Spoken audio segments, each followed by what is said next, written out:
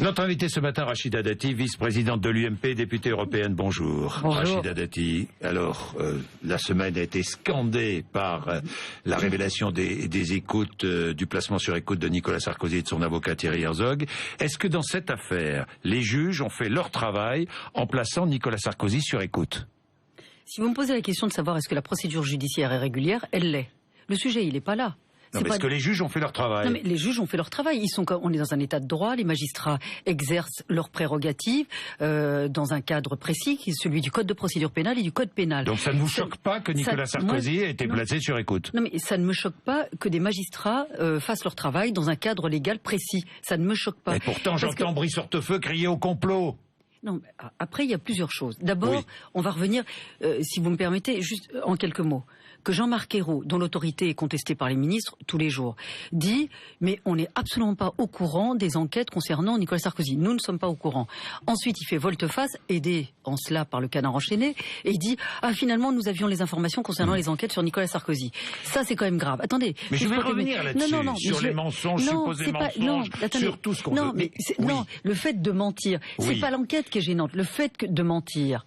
Donc, en ayant les informations, ça veut dire qu'en ayant les informations, quand Madame Taubira, qui par ses mensonges affaiblit et instrumentalise la justice pour sauver sa place, c'est grave. Pourquoi? Parce qu'ils ont les informations, ils disent on ne les a pas. Et pourquoi? Parce que une fois qu'ils les ont, ils les utiliseront au bon moment ou des moments opportuns, à 10 jours d'une échéance municipale, pour essayer de plomber la droite, ou si Nicolas Sarkozy revient, pour empêcher son retour. Pour résumer, donc, je vais revenir sur la position... Monsieur Bourdin, c'est juste pour dire que l'enquête, elle est normalement couverte par le secret de l'instruction. Et ça choque personne, que le secret de l'instruction est violé allègrement, tous les jours, par tout le monde, par vos confrères, en disant, ils viennent sur les plateaux télé, en disant, selon les informations que nous avons, de ce qu'on a consulté. C'est-à-dire que cette violation... Ça vient du Conseil de l'ordre des avocats, dit-on. L'information. Mais l'information de la mise en... de la mise sur écoute de Thierry Herzog. Ah bon, parce que vous avez pas vu le rapport fait par le procureur général, qui est sous l'autorité du garde des Sceaux, qui publiquement désavoue et humilie la ministre de la Justice. Comment peut-elle encore rester en place quand des magistrats... Vous demandez sa démission, vous? Non, mais moi, c'est pas que je demande sa démission, c'est que je dis elle n'a plus de légitimité. Quand vous avez la personne qui est sous votre autorité, qui vient publiquement dire elle a menti, et en l'humiliant et en la désavouant, parce que fait M. Faletti quand il vient à la radio? Il dit, moi je veux dire que les magistrats ont fait leur travail et correctement leur travail. Et Mme Taubira a menti parce que nous avons fait notre travail en faisant remonter l'information. Donc, je résume ce que vous dites. Les magistrats ont fait leur travail. Les juges, donc, font leur travail. Ils font une enquête. Ils font une enquête dans un cadre précis. C'est pas des écoutes sauvages. Non, mais donc, c'est normal que Nicolas Sarkozy soit placé sur écoute. Ça ne vous choque absolument pas. Quand je dis c'est normal, que les juges pour avancer dans leur enquête, placent Nicolas Sarkozy sur écoute. Peut-être que vous... Parce que vous êtes la seule à l'UMP à dire ça, Rachida Dati. Parce qu'au bout d'un moment, je vais vous dire, moi j'étais garde des Sceaux. Oui. Vous avez remarqué que pendant toute la période où j'étais garde des Sceaux, j'ai protégé et préservé la magistrature et le ministère de la Justice de beaucoup d'affaires très sulfureuses. Moi je n'ai pas souhaité, effectivement, qu'on puisse attaquer cette institution. Parce que si vous attaquez cette institution, vous affaiblissez l'état de droit et la démocratie. Mais pardon, qui attaque cette institution? Mais Monsieur Guénaud, Monsieur Hortefeux, qui disent que les juges sont tous vendus, que tous les juges sont de gauche. Mais c'est ce que vous entendez, vous. Non, mais c'est ce que j'entends. Mais plus on dit ça... Vous condamnez ces propos? Non, mais plus on dit ça, plus on affaiblit une institution judiciaire. Vous condamnez ces propos? Est-ce que vous les condamnez, ces propos? Moi, je ne souhaite pas. Je veux vous dire, je suis... D'origine, je suis magistrat. Mais oui, c'est pour ça que je vous pose la question. Pourquoi j'ai voulu devenir magistrat? Parce que je trouve que, effectivement, en France, et pour tous les Français, je souhaite que nous ayons la même justice, la même pour tout le monde. Il faut faire attention qu'avec des propos comme ça, on ne donne pas le sentiment aux Français que nous souhaitons une justice pour les puissants et une justice pour les autres. Il faut faire très attention avec les propos que nous employons. Alors peut-être que je suis à rebours de certains de ma classe politique ou de mon parti. Mais peu importe, non? Non mais peu importe, parce que moi je suis pour la justice, qu'elle se fasse sereinement et qu'on préserve cet état de droit qui est aujourd'hui bafoué, affaibli, instrumentalisé par Madame Taubira. C'est pour ça que je trouve qu'aujourd'hui, quand vous avez quelqu'un qui est sous votre autorité, qui vous bafoue, qui vous dément et qui Pourquoi? Parce que c'est M. Faletti qui a défendu le travail des magistrats. Parce que Mme Taubira, en janvier, elle envoie une circulaire en disant « Remontez-moi toutes les informations sur les enquêtes sensibles ». On lui donne l'information, elle dit « Je ne les ai pas ». Donc si elle dit que je ne les ai pas, c'est pour pouvoir s'en servir à des moments opportuns. Et évidemment, s'en servir pour des règlements de compte politiciens. Donc ça, moi je ne souhaite pas que dans mon pays, nous ayons à la tête de la justice quelqu'un qui instrumentalise la justice. Ce que nous n'avons jamais fait. Parce que moi je les entends, cette gauche qui évidemment, entre Mme Taubira, qui nous donne des cours de français, des cours de culture française, des leçons de morale, tous les jours avec dédain. Ce genre, on est tous des nuls. Mais eux, ils veulent laver plus blanc que blanc. À force de laver plus blanc que blanc, vous restez dans la machine à laver. Et vous en sortez totalement déchirés. Donc faire très attention. Vous connaissez les écoutes, vous avez été placé sur écoute, vous? Oui, c'est des écoutes sauvages. Des écoutes sauvages. Voilà. Vous aviez été placé sur écoute. Je ne sais pas, mais c'était écrit dans la presse. Oui. Et d'ailleurs, à l'époque, mon avocat... Vous avez eu confirmation de ça ou pas? Jamais? Maître Metzner, mon avocat, nous avions effectivement préparé une assignation. Oui. Et il ne s'est pas aller plus loin, parce que je n'ai pas souhaité effectivement créer de la difficulté. Mais ça, les écoutes sauvages... Vous saviez d'où ça venait? J'avais ma petite idée. Voilà. Et ça venait d'où? Parce qu'on essayait de me déstabiliser ou de m'éliminer de la vie politique. Voilà. Et ça venait d'où? Et donc, quand on a rappelé à l'ordre... De proche de Nicolas Sarkozy? Écoutez, je ne vais pas revenir sur cette affaire, je préfère pas. Oui. Voilà. Mais les écoutes judiciaires et les écoutes sauvages sont deux choses différentes. Les écoutes sauvages, c'est la remise en cause totale de l'état de droit. Alors, 2 points, Rachida Dati, 2 points précis. Maître Herzog, finalement, on a appris, n'a jamais été placé sur écoute. Donc, mais pourquoi? Parce que monsieur... Non, mais monsieur Bourdin, je vais vous expliquer. Laissez-moi juste... Allez-y, mais je vous ai... La violation du secret de l'instruction, elle est là, la gravité. Et c'est là où c'est grave. Pourquoi? Parce que la violation du secret de l'instruction permet quoi? Permet à la presse, en toute impunité, de publier des informations incomplètes, erronées, ou sous couvert d'anonymat ou de ragot, et on publie ça au mépris de la loi et des personnes concernées. Je vous donne un exemple, monsieur Bourdin.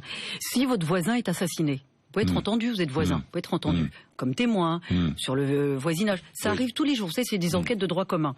Et si demain vous souhaitez une promotion, une décoration ou un prix, et que, opportunément, la presse dit « Monsieur Bourdin a été entendu dans une affaire d'assassinat », ça veut dire quoi? Ça veut dire Monsieur Bourdin est mis en cause dans une affaire d'assassinat. Et donc là, c'est grave parce qu'effectivement, les effets sont dévastateurs.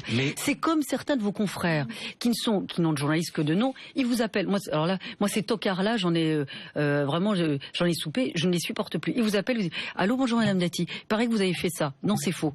Alors, ou vous nous donnez une interview pour démentir, ou sinon on l'écrit.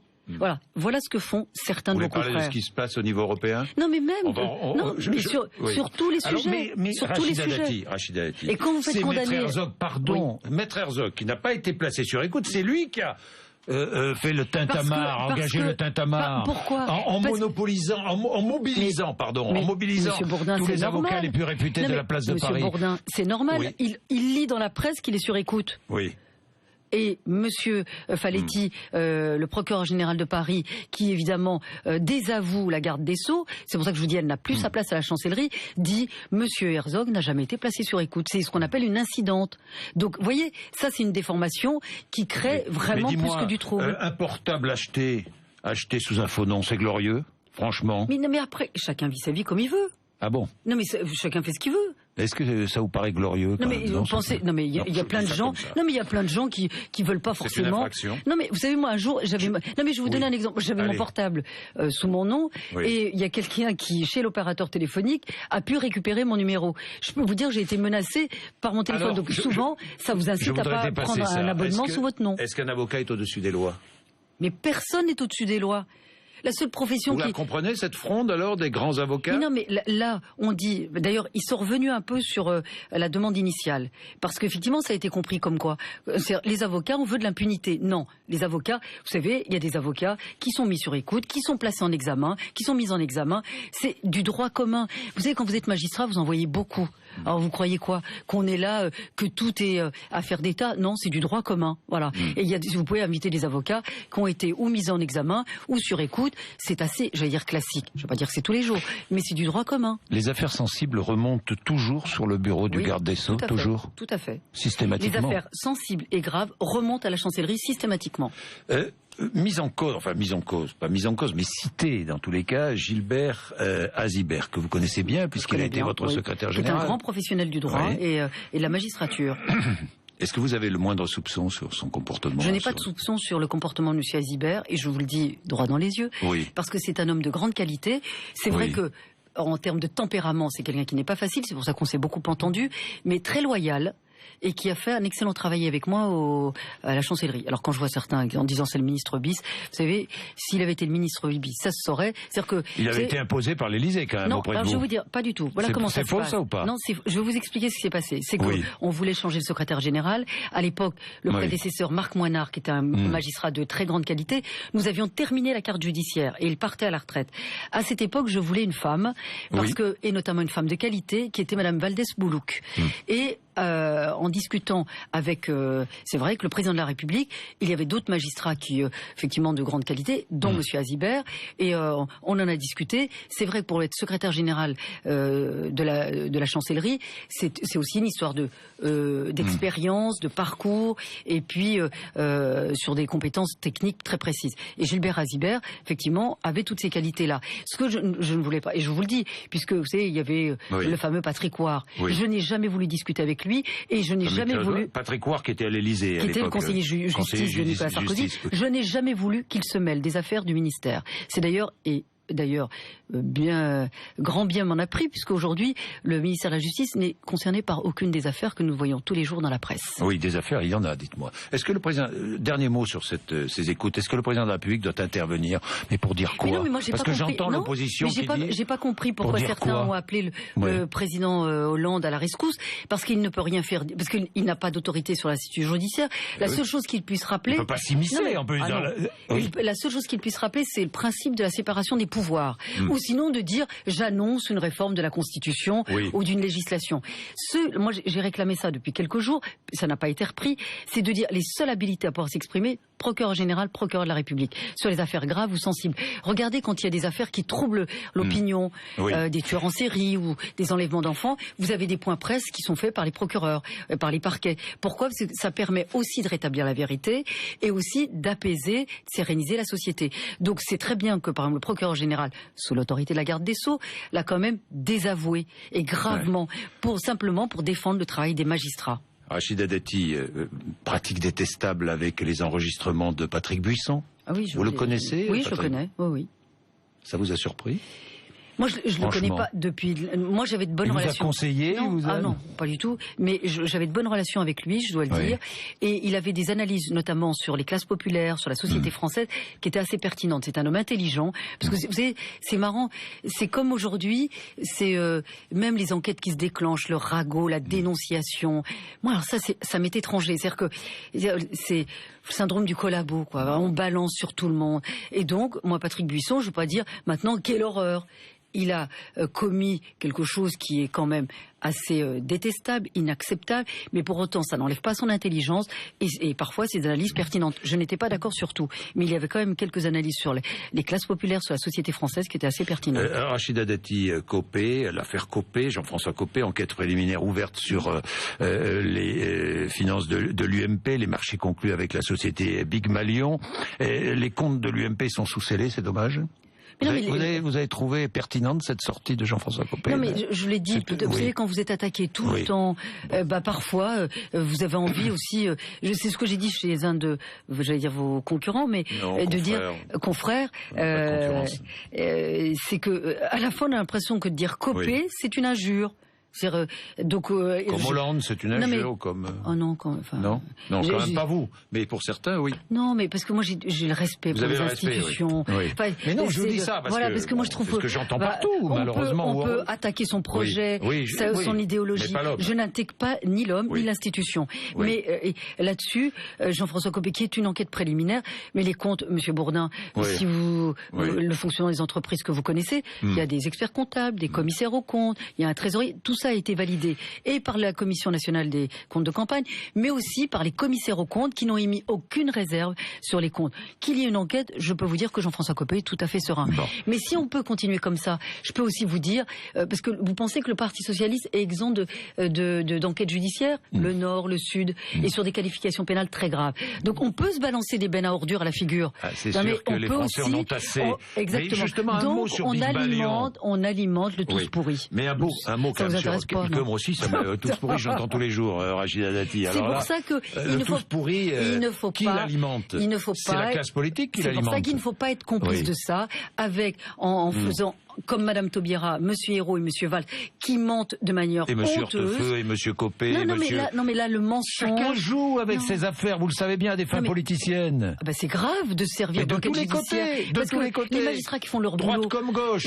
Ils n'ont pas pu s'exprimer parce qu'ils sont soumis au secret de l'instruction. Mais que le pouvoir politique en place se sert de ça, les planque, en disant on les sortira au moment opportun pour tuer quelqu'un ou empêcher quelqu'un de revenir, c'est grave. Voilà, c'est très grave. Dites-moi, Big Malion, j'ai vu quand même, il y avait un investisseur venu du Qatar, là, au milieu de tout ça. Le Qatar, quand même, ces aides fiscales, ces avantages fiscaux, c'est quand même...